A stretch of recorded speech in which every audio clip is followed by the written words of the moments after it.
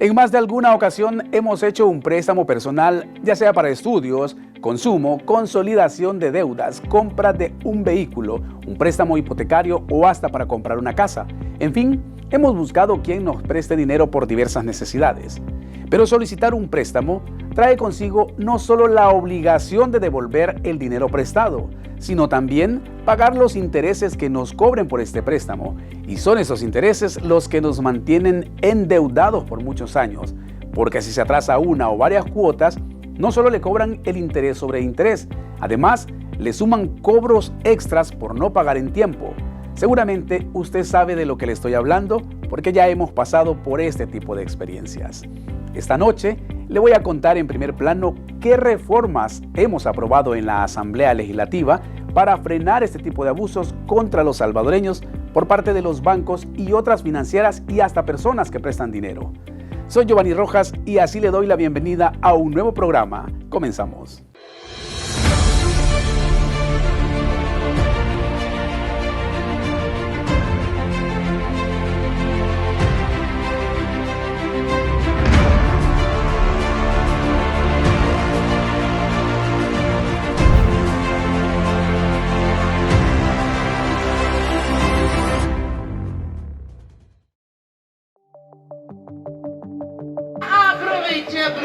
Aproveche, pase adelante.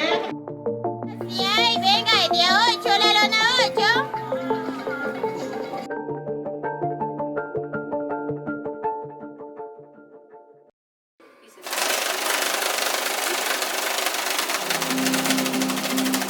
Un tercer acto de justicia financiera hemos logrado en esta nueva Asamblea Legislativa.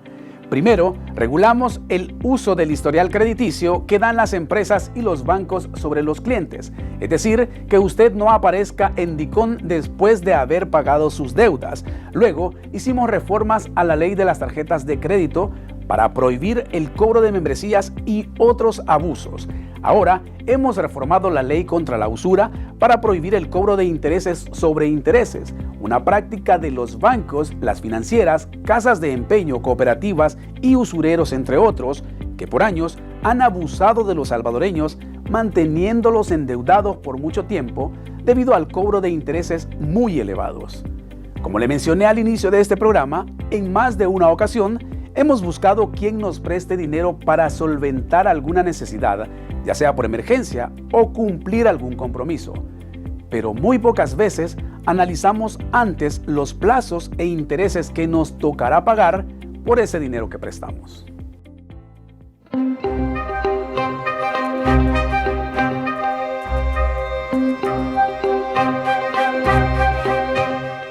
Antes de seguir con el desarrollo del programa, quiero definirle 3 términos que son esenciales en el tema de esta noche.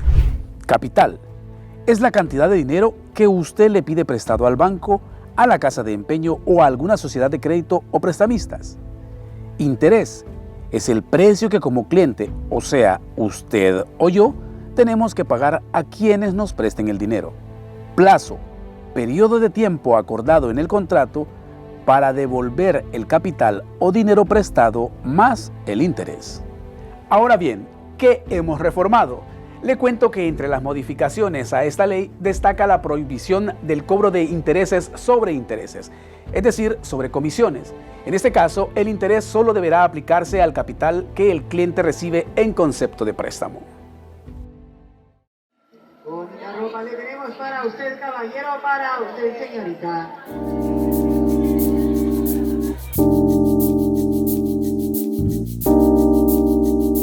Dicho de otra manera, si por ejemplo Mario pide prestado a un banco $1,000 y el banco le dice que le prestará esos $1,000 a un interés del 16% anual y Mario acepta el préstamo para un año, entonces deberá pagar $160 de intereses. Es decir, que al final Mario devolverá al banco $1,160 en total. El banco no le podrá cobrar más interés que el acordado en el contrato, ni comisiones y menos otros recargos. De lo contrario, Mario puede poner una denuncia contra el banco por cobrarle más, porque ahora está prohibido por la ley. Hasta antes de las reformas, el banco tenía dentro de sus políticas, entre comillas, cobros adicionales a los intereses. Por ejemplo, si Mario no pagaba en tiempo, le cobraban una comisión extra por cancelar la cuota atrasada. O si dejaba de pagar una cuota en el mes, le cobraban un sobrecargo. Al final, Mario terminaba pagando más de lo acordado en el contrato. De esta y otras reformas hablé con la diputada Dania González, presidenta de la Comisión Financiera, para que me explicara cómo los salvadoreños nos veremos beneficiados con la nueva ley.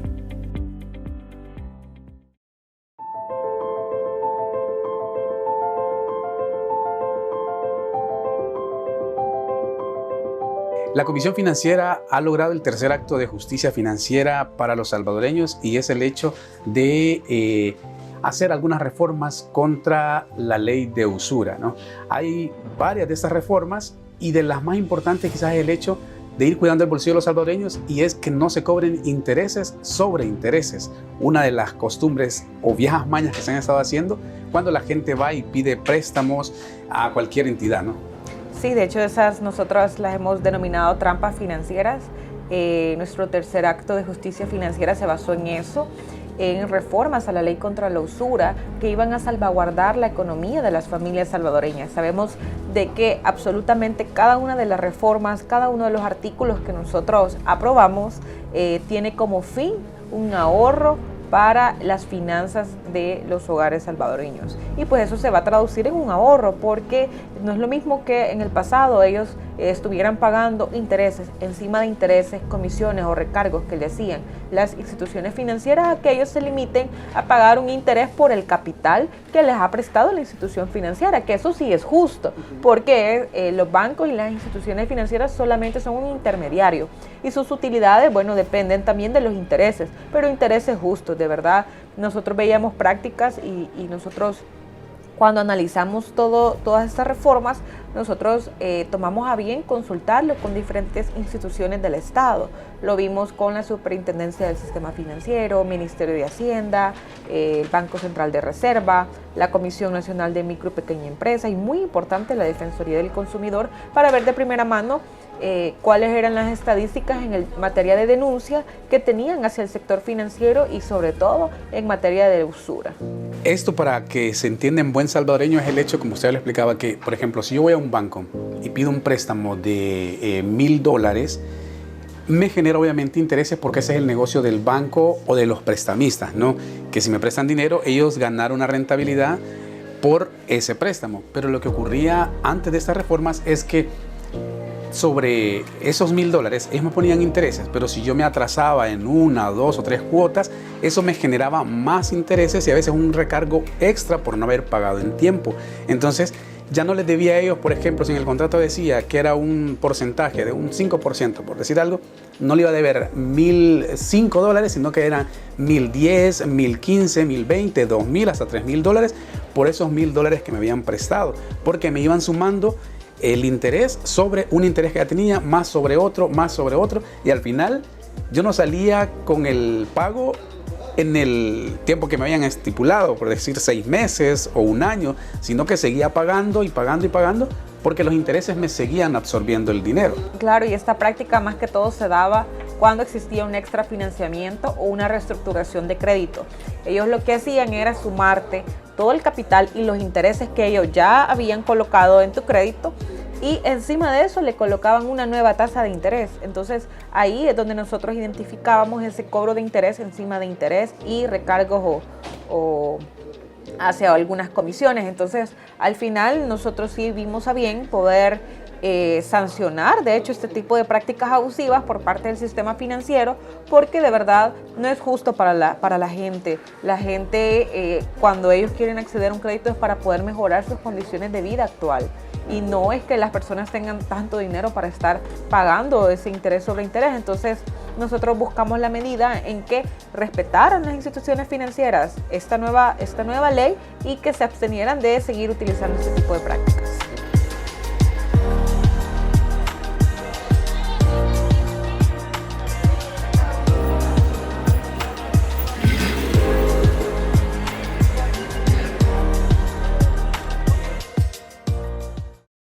Otra prohibición es la de penalidad de pago anticipado por préstamo. Es decir, que si usted puede salir de la deuda antes de tiempo, ahora podrá hacerlo sin pagar penalidad por ello.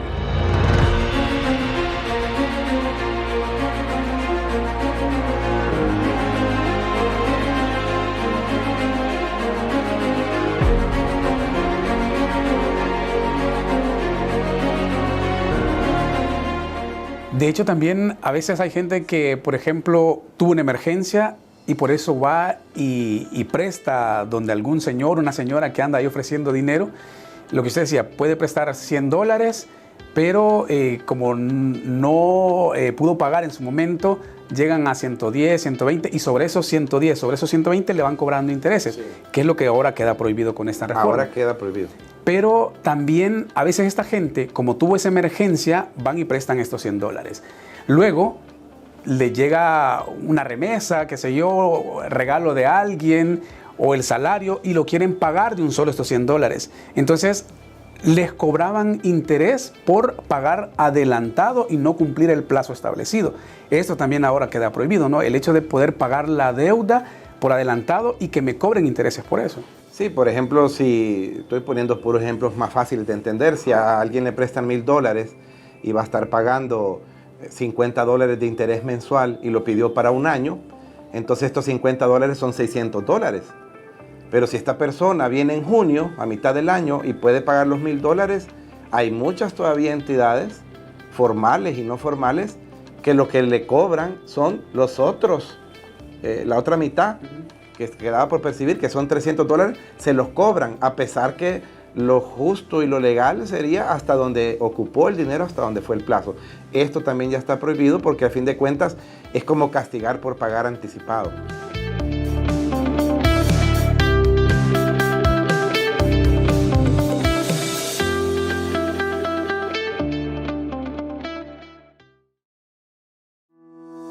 Los acreedores o los que prestan dinero supervisados por la Superintendencia del Sistema Financiero son los bancos, sociedades de ahorro y crédito, bancos, cooperativas y aseguradoras. En este segmento se encuentran los créditos con orden de descuento, mientras que los no supervisados por la Superintendencia del Sistema Financiero son vigilados por la Defensoría del Consumidor y entre ellos se encuentran las casas de empeño, prestamistas, casas comerciales y fundaciones sin fines de lucro que otorgan créditos sin orden de descuento. Los bancos, por ser instituciones que están supervisadas por la Superintendencia del Sistema Financiero, como ya se lo explicaba, están obligados a respetar tasas máximas de interés por los préstamos. Sin embargo, hasta antes de las reformas, se aprovechaban de cobrar comisiones y recargos que no estaban regulados. Con las modificaciones a la ley, esto se acabó.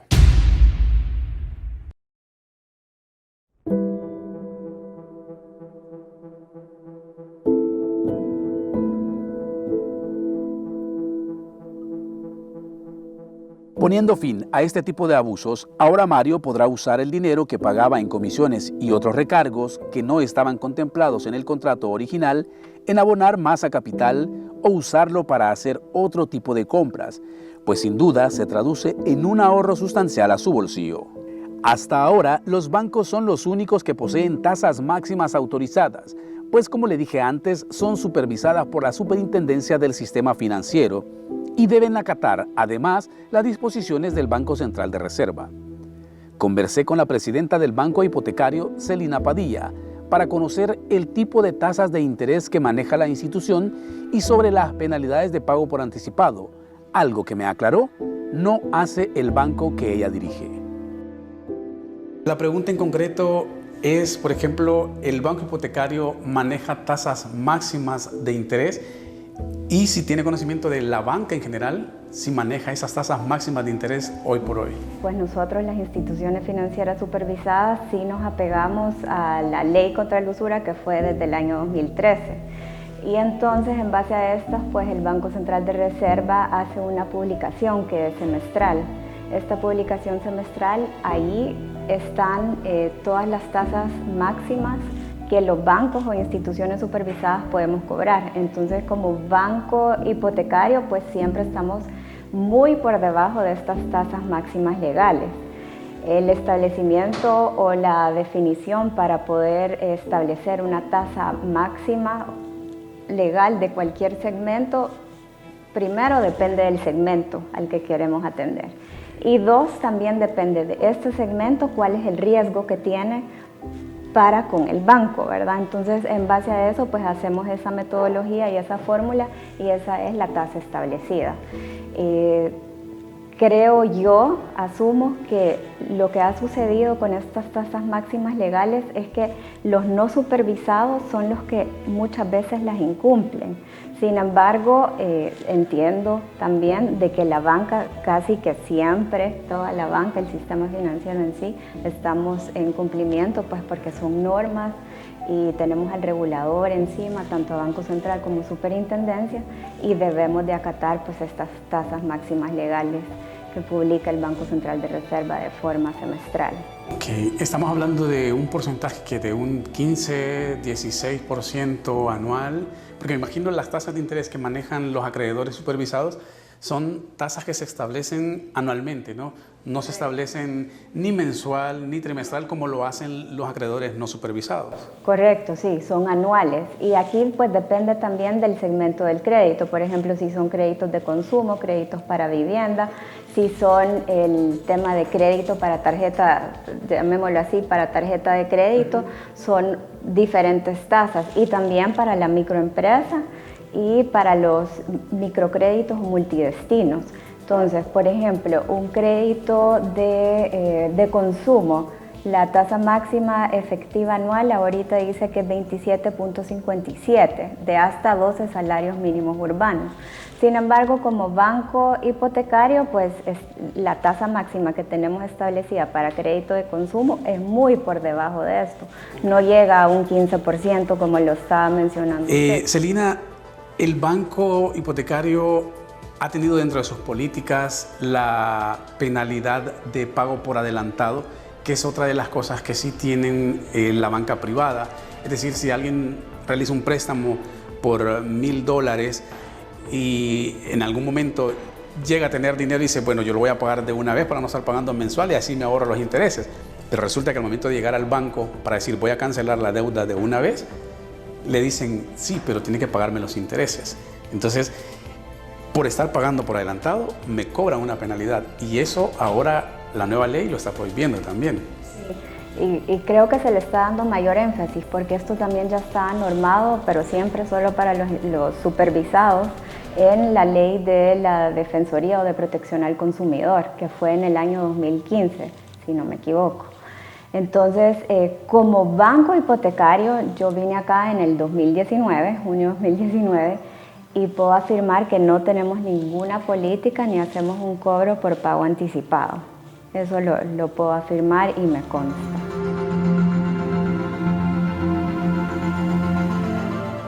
Además, hablamos sobre la política de inclusión financiera que tiene el banco para abrir oportunidades a todas aquellas personas que no logran tener una oportunidad de crédito en otras instituciones financieras y del beneficio que traen las reformas a la población. ¿Cómo ve el banco que muchas personas prácticamente están discriminadas por la banca privada porque no tienen acceso a los créditos? Se dice que al menos un 70% de la población no puede optar a créditos formales porque no cumplen una serie de requisitos. La verdad que como banco estatal que somos nos hemos dado cuenta de esta realidad de país en la que vivimos. Y en atención a eso, nosotros hemos actuado y hemos actuado en tratar de cambiar esta realidad. ¿Cómo lo hemos hecho? Uno, desde el año pasado, del año 2021, hicimos una política interna que se llama Política de Inclusión Financiera. ¿De qué se trata esta política de inclusión financiera? Es justo para eso, para flexibilizar los requisitos que toda la banca en general le pide a cualquier sujeto de crédito, digámoslo así, sujeto de crédito, persona natural que llega a pedir un crédito. Entonces, esta política hemos flexibilizado esos requisitos en atención a que, pues obviamente, no va a ser el monto igual que todos los otros créditos, sino que quizás hemos bajado ese máximo, porque lo que estamos tratando de hacer es abrir una puerta que se tenía cerrada para poder incluir a toda esta gente que le habían cerrado la puerta o que no tenía acceso a ese crédito. Y quizás me adelanto también de que próximamente, espero yo que no pase de la primera quincena del mes de abril, nosotros estar lanzando un crédito que se va a llamar crédito antiusura, en apoyo y bajo la sombrilla de la política de inclusión financiera que hoy por hoy tenemos como banco hipotecario. Vamos a estar lanzando esta línea de crédito antiusura. El hecho de la discriminación que sufre la gente por parte del banco porque no cumple con esos requisitos les obliga en muchas ocasiones al final a ir a parar con los usureros o con el prestamista y pues ni modo, aceptar las condiciones de ellos de un 20%, de un 30% de interés en menos de un mes para poder regresar ese dinero. ¿Cómo califica el banco a los usureros? Pues en términos cortos o palabras cortas, como oportunistas y aprovechados de las necesidades de las personas. ¿Por qué? Porque les podría prestar el crédito, pero no a esas tasas. Y se están aprovechando de una necesidad. Y cuando uno está en necesidad, hace lo que sea por poder salir adelante. Sí. Entonces esas son mis dos palabras en las que catalogo a los usureros.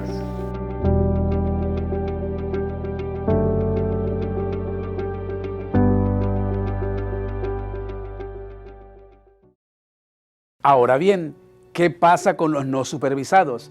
Acá les recuerdo que están todos aquellos que prestan dinero sin orden de descuento, como las casas de empeño, los prestamistas, casas comerciales y fundaciones sin fines de lucro, entre otros.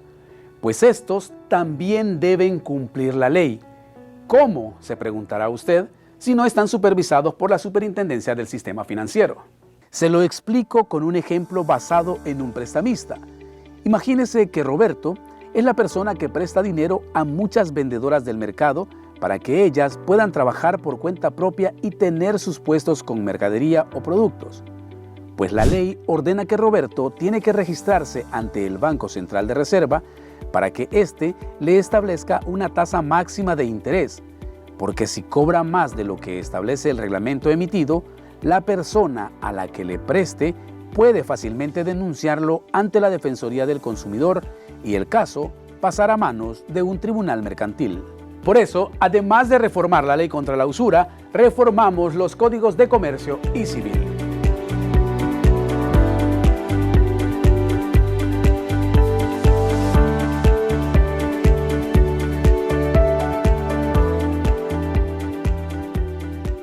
Las reformas al Código Civil, es decir, contratos mercantiles, y al Código de Comercio, hablamos de contratos mercantiles, contemplan el cobro de intereses de usuarios vía judicial y establece que, en caso de sentencia condenatoria, para calcular el pago que el cliente debe hacer, el juez tomará como base la tasa máxima legal publicada por el Banco Central de Reserva, vigente al momento de la celebración del contrato. El total a pagar por el cliente será la suma prestada más los intereses devengados, mientras que los intereses excesivos serán devueltos como indemnización a la persona afectada con tal abuso. Así lo establece la ley. De eso hablamos también con la diputada González.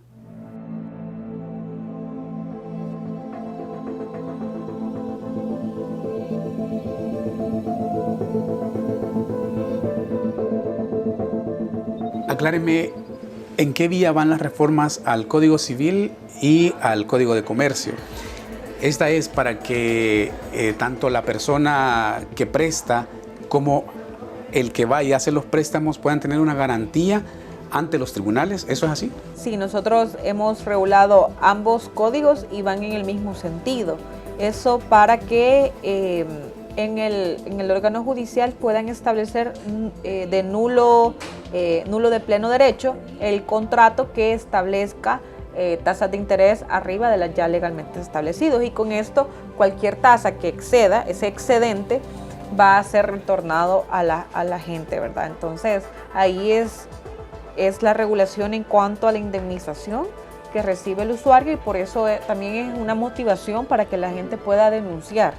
Y creo que estos mecanismos de denuncia van a ser bien efectivos porque también hemos fortalecido las competencias de la Defensoría del Consumidor y de la Superintendencia del Sistema Financiero, y pues ya con esto la gente sabe que haciendo una denuncia el órgano judicial va a dictaminar a favor del usuario y le van a devolver ese excedente que ellos pagaron en materia de intereses. El punto es hacer justicia. Hacer justicia, totalmente.